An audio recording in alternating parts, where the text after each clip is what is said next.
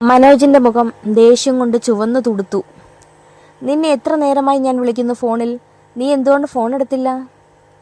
അതുപോലെ തന്നെ കതവിന് എത്ര നേരോട് തട്ടുന്നു, നിനക്കെന്തോ അത്രയ്ക്ക് വെയ്യേ? അത്രയ്ക്ക് നിനക്ക് ഉറക്കം വന്നോ? അവൻ ദേഷ്യം കൊണ്ട് വിറച്ചു. അവൾ ഒന്നും മിണ്ടിയില്ല. അവൻ അകത്തേക്ക് കയറി വീണ്ടും അവളോട് വഴക്ക് തുടർന്നു. അവൾ അന്നേരവും ഒന്നും മിണ്ടിയില്ല. അവൻ്റെ കയ്യിലിരിക്കുന്ന സാധനങ്ങൾ അവൻ അടുക്കളയിൽ കൊണ്ടുവച്ച് റൂമിലേക്ക് പോയി. അവൾ അടുക്കളയിലേക്ക് ചെന്ന് ആ കവറുകളിൽ എന്താണെന്ന് നോക്കി. 2 കവറിലും സാധനമുണ്ട്. ഒരു കവറിൽ മീനും ഒരു കവറിൽ അരിയും പിന്നെ കുറച്ച് പച്ചക്കറിയും. അവൾ അരി ഇപ്പഴത്തേക്ക് വെക്കാനുള്ളത് എടുത്തിട്ട് ബാക്കി ബക്കറ്റിലിട്ട് അടച്ചു വെച്ചു. പച്ചക്കറി നിരത്തി വെച്ചു. മീൻ ഏതാണെന്ന് നോക്കിയിട്ട് അവൾക്ക് മനസ്സിലായില്ല. അവൾക്ക് മീനിൻ്റെ പേരൊന്നും അറിഞ്ഞൂടാ. മീൻ എങ്ങനെ കട്ട് ചെയ്യണമെന്നും നല്ല വശമില്ല. കറി വയ്ക്കാൻ കുറച്ചൊക്കെ അറിയാം. അവൾക്കറിയുന്ന രീതിയിൽ മീൻ കട്ട് ചെയ്തു. മീനിൻ്റെ മുള്ളു കുത്ത് അവളുടെ കൈ മൊത്തം മുറിഞ്ഞു. എന്നിട്ടും അവൾ എങ്ങനെയൊക്കെയോ കട്ട് ചെയ്തെടുത്തു. എന്നിട്ട് അവൾക്കറിയുന്ന രീതിയിൽ കറി വെച്ചു. പിന്നെ ചോറും വെച്ചു. എല്ലാം റെഡിയായപ്പോൾ മനോജിനെ ചെന്ന് വിളിച്ചു. വരൂ, ചോറെടുത്ത് വെച്ചിരിക്കുന്നു. മനോജ് വന്നപ്പോൾ അവൾ ചോറും കറിയും വിളമ്പി. അതിനുശേഷം അവൻ കഴിക്കുന്നത് നോക്കി നിന്നു. അവൾ കഴിക്കുന്നുണ്ടോ അല്ലെങ്കിൽ അവൾക്ക് വേണമോ എന്നൊന്നും അവൻ ചോദിച്ചില്ല. അവൻ ആഹാരം കഴിച്ചു.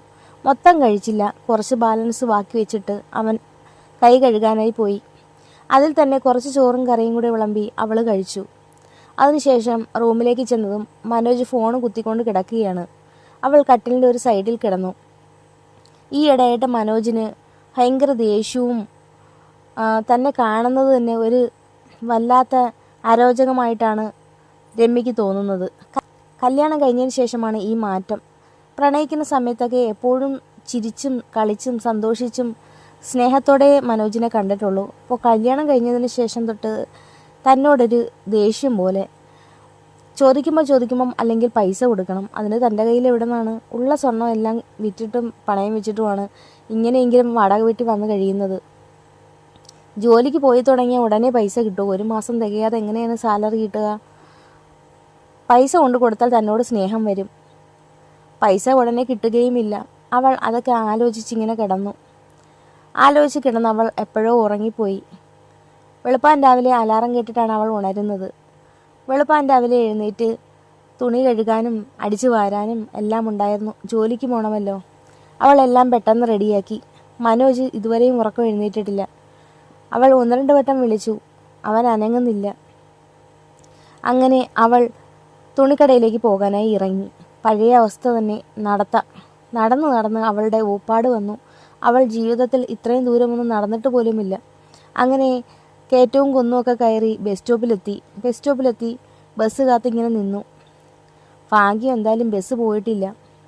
അങ്ങനെ തിരക്കുള്ള ബസ്സിൽ ഇടിച്ചു കയറി അവൾ ജോലിസ്ഥലത്തെത്തി പതിവ് പോലെ ജോലി തുടർന്നു. ഈയിടെയായിട്ട് അവൾക്ക് കുറച്ചു നേരം നിൽക്കുമ്പോൾ കാല് കഴച്ചിറങ്ങലുണ്ട്. ഭയങ്കര കാലുവേദനയുമാണ്. ഇതൊന്നും ശീലമില്ലാത്തതുകൊണ്ടായിരിക്കാം 1 സെക്കൻഡ് പോലും നിൽക്കാൻ ഇഷ്ടമില്ലാത്ത അവൾ ഇപ്പോൾ മണിക്കൂറുകളോളം കടയിൽ നിൽക്കുന്നുണ്ട്. അതുപോലെ ഓരോ സെക്ഷനിലും അവൾ ആക്റ്റീവായിട്ട് നിൽക്കുന്നുണ്ട്. കാരണം ആക്റ്റീവായിട്ട് നിന്നേ പറ്റൂ. താൻ ജോലിക്ക് വന്നിട്ടുള്ളതാണെന്ന് അവൾക്ക് നല്ല ബോധമുണ്ട്. ഒന്നും ചെയ്യാൻ പറ്റില്ല. എല്ലാം സഹിക്കേ നിവർത്തിയുള്ളൂ. അങ്ങനെ ഉച്ചയ്ക്ക് ആഹാരമൊക്കെ കഴിച്ച് താഴത്തെ നിലയിലായിരുന്നു പിന്നീട് അവൾക്ക് ഡ്യൂട്ടി. അങ്ങനെ താഴത്തെ നിലയിൽ നിന്നപ്പോൾ രവിയുടെ കണക്ക് തോന്നിക്കുന്ന ഒരാൾ അകത്തേക്ക് കയറി വരുന്നത് അവൾ കണ്ടു. അവൾക്ക് പെട്ടെന്ന് തല കറങ്ങുന്നത് പോലെ തോന്നി. ഭഗവാനെ, രവി എങ്ങാനും ആണോ? അവൾ ഒന്ന് പേടിച്ചു. ഒന്നുകൂടെ നോക്കി. രവിയല്ല. അവൾക്ക് അപ്പോഴാണ് ശ്വാസം നേരെ വീണത്. രവിയുടെ മുന്നിൽ താൻ ഈ ഒരു അവസ്ഥയിൽ ചെന്ന് നിൽക്കുമ്പോൾ അത് ആലോചിക്കാൻ പോലും അവൾക്ക് വയ്യ. ഇപ്പോൾ രവി എങ്ങാനും ആയിരുന്നുവെങ്കിൽ താൻ ഈ സൈഡിൽ കൂടെ കയറി ഓടിയേനെ അവൾ മനസ്സിൽ വിചാരിച്ചു. അവൾ നന്നേ കോലം കെട്ടു. വെയിറ്റ് ഒരുപാട് കുറഞ്ഞു. പഴയ ആ രമ്യയേ അല്ല, കറുത്ത്. അവൾക്കിടാൻ നല്ല വസ്ത്രമോ കഴിക്കാൻ നല്ല ആഹാരമോ ഒന്നുമില്ലല്ലോ. ആഹാരത്തിൻ്റെ കുറവുകൊണ്ട് അവൾ നന്നായി മോശമായി. ഒരുപാട് മെലിഞ്ഞു. ആളറിയാത്ത അവസ്ഥയിലായി. നല്ല വസ്ത്രങ്ങളുമില്ല. ആകെപ്പാടെ കോലം കെട്ട മട്ട്. രമ്യയാണെന്ന് ആര് പറഞ്ഞാലും വിശ്വസിക്കില്ല. ആ രീതിയിലായി. ഈ കോലത്തിലും ഈ രൂപത്തിലും ഈ ഭാവത്തിലും എന്നെ ആരും കാണല്ലേ എന്നായിരുന്നു അവളുടെ പ്രാർത്ഥന. ഇതുവരെയും ആരുടെയും കണ്ണിൽ പെട്ടിട്ടില്ല. എങ്ങനെയെങ്കിലും ഒരു മൂലയിൽ കഴിഞ്ഞു പോകണം. ഇപ്പോൾ അവൾ ജീവിതം എന്താണെന്ന് നന്നായി പഠിച്ചു. ദാരിദ്ര്യം എന്താണെന്ന് പഠിച്ചു. എല്ലാ ബുദ്ധിമുട്ടുകളും അവൾ അറിയുന്നുണ്ട്. ഈ കഷ്ടപ്പാടിൻ്റെ ഒന്നും ഒരു കാര്യവും തനിക്കില്ലായിരുന്നു എന്ന് പലപ്പോഴും തോന്നിയിട്ടുണ്ട്. സ്വയം വരുത്തി വെച്ചതായതുകൊണ്ടും സ്വയം അഹങ്കരിച്ചതായതുകൊണ്ടും ആരോടും ഒന്നും പറയാനും പറ്റില്ല. നിശബ്ദം സഹിക്കുക തന്നെ. അങ്ങനെ ആ ദിവസം കടന്നുപോയി. മറുവശത്ത് രവി ജീവിതം ആഘോഷിക്കുകയായിരുന്നു. ഇപ്പോൾ അവൻ്റെ ജീവിതം കുറേ കൂടി സ്വതന്ത്രമായിരിക്കുന്നു. സന്തോഷവാനായിട്ടാണ് ഇപ്പോൾ എപ്പോഴും രവി. പണ്ട് ടെൻഷൻ അടിച്ചിരുന്ന രവി ഇപ്പോൾ ഓഫീസിൽ നല്ല ആക്റ്റീവാണ്. മോനുമായിട്ട് നന്നായി സന്തോഷത്തോടെ ജീവിക്കുന്നു. മോനെ നോക്കാൻ ഒരമ്മ വന്നിട്ടുള്ളതിനാൽ ഭക്ഷണത്തിനും ബുദ്ധിമുട്ടില്ല. ആ അമ്മ നന്നായി കുക്ക് ചെയ്യും, അതുപോലെ മോനെ നന്നായി നോക്കുകയും ചെയ്യും. പിന്നെ ഇടയ്ക്ക് രമ്യയുടെ അമ്മയും അച്ഛനും മോനെയും രവിയെയും കാണാൻ വരും.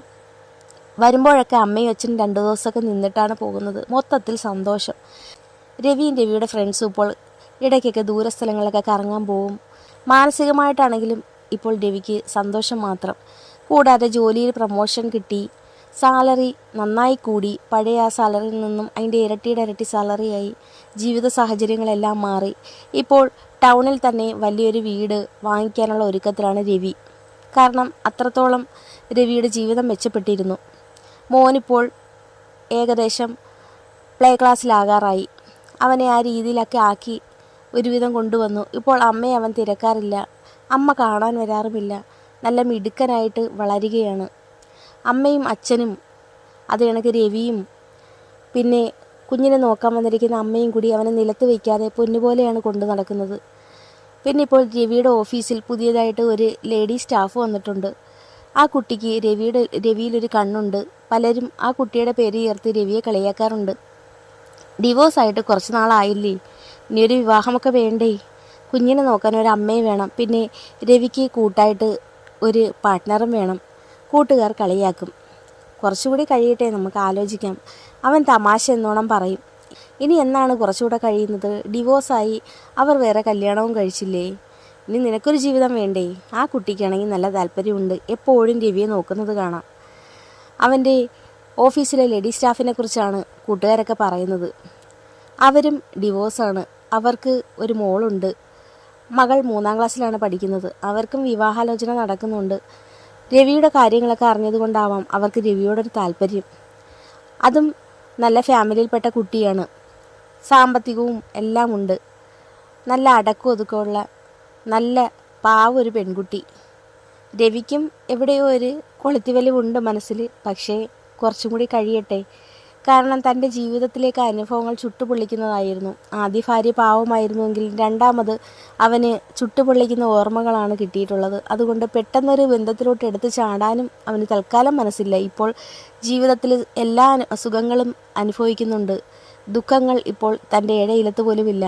അതുകൊണ്ട് ഈ ലൈഫ് പെട്ടെന്ന് ഉപേക്ഷിക്കാൻ അവന് മനസ്സില്ല. കുറച്ചും കൂടെ കഴിയട്ടെ, നോക്കാം. ഇപ്പോൾ എനിക്കൊരു കൂട്ടിൻ്റെ ആവശ്യമില്ല. 4 ചുറ്റും ആളുണ്ട്. അമ്മയുണ്ട്, അച്ഛനുണ്ട്, പിന്നെ എൻ്റെ കുഞ്ഞിനെ നോക്കാൻ വന്ന അമ്മയുണ്ട്. ഇവരൊക്കെ ചുറ്റിനും നിൽക്കിയ പിന്നെ എൻ്റെ സുഹൃത്തുക്കൾ. ഇപ്പോൾ ഞാൻ ഒറ്റയ്ക്കല്ല. എല്ലാ അർത്ഥത്തിലും എൻ്റെ 4 ചുറ്റും ആളുണ്ട്. കുറച്ചുകൂടെ കഴിഞ്ഞ് ഒറ്റയ്ക്കൊക്കെ ആവുന്ന ഒരവസ്ഥ വരുമ്പോൾ ആലോചിക്കാം, അവൻ സുഹൃത്തുക്കളോട് പറഞ്ഞു. ആലോചിച്ചാൽ മതി, നിന്നെ ഞങ്ങൾ എന്തായാലും ഇങ്ങനെ നിൽക്കാൻ അനുവദിക്കില്ല, സുഹൃത്തുക്കൾ പറഞ്ഞു. അവൻ ആകപ്പാടെ സന്തോഷത്തിലാണ്. അതുപോലെ രമ്യയുടെ അമ്മയും അച്ഛനും രമ്യയെ എല്ലാവരും മറന്ന മട്ടാണ്. കാരണം അവർക്ക് ഒരു മകനുണ്ട്, രവി. അവർക്കൊരു കൊച്ചുമകനുമുണ്ട്. തൻ്റെ 2 മക്കളും മരിച്ചുപോയി എന്നാണ് അമ്മയും അച്ഛനും എല്ലാവരോടും പറയുന്നത്. കാരണം അവർ സമൂഹത്തിൽ അത്രത്തോളം നാണം കെട്ടു. മകൾ മരുമകനെ ഉപേക്ഷിച്ചിട്ട് വേറൊരുത്തനെ കല്യാണം കഴിച്ച് അവനോട് സ്നേഹിച്ച് കറങ്ങി നടന്നു. അങ്ങനെ പലവിധ മോശം കഥകളാണ് നാട്ടിൽ പ്രചരിക്കുന്നത്. ആകെപ്പാടെ അവർ നാണം കെട്ട അവസ്ഥയിലാണ്. അതുകൊണ്ട് തന്നെ ഇപ്പോൾ എല്ലാവരോടും 2 പെൺമക്കളും മരിച്ചുപോയി എന്നാണ് പറയുന്നത്. ഇങ്ങനൊരു മകളില്ല എന്ന് തന്നെ അവർ തീരുമാനിച്ചു. അതുകൊണ്ട് തന്നെ ഒരിക്കലും രമ്യയെക്കുറിച്ച് അവർ അന്വേഷിക്കാൻ പിന്നെ പോയിട്ടേയില്ല. അന്ന് തൊട്ട് ഇന്ന് വരെ രവിയാണ് അവർക്ക് എല്ലാം. അങ്ങനെ എല്ലാവരും സന്തോഷത്തിൽ പോവുകയാണ്. രമ്യയുടെ അമ്മയും അച്ഛനും രവിയും കുഞ്ഞും എല്ലാം. ആകെപ്പാടെ ദുഃഖിക്കുന്ന ഒരേ ഒരു വ്യക്തി രമ്യ മാത്രമാണ്. രമ്യ തന്നെ സ്വയം വരുത്തിവെച്ച വിനയിൽ രമ്യ തന്നെ ചുട്ടുപഴുത്ത് നീറുകയാണ്. അപ്പോൾ ഇതിൻ്റെ ബാക്കി എപ്പിസോഡുമായി ഞാൻ വീണ്ടും വരുന്നതായിരിക്കും. അപ്പോൾ നിങ്ങൾക്ക് ഈ സ്റ്റോറി ഇഷ്ടമാവുകയാണെങ്കിൽ ലൈക്ക് ചെയ്യാനും കമൻറ്റ് ചെയ്യാനും സബ്സ്ക്രൈബ് ചെയ്യാനും മറക്കരുത്.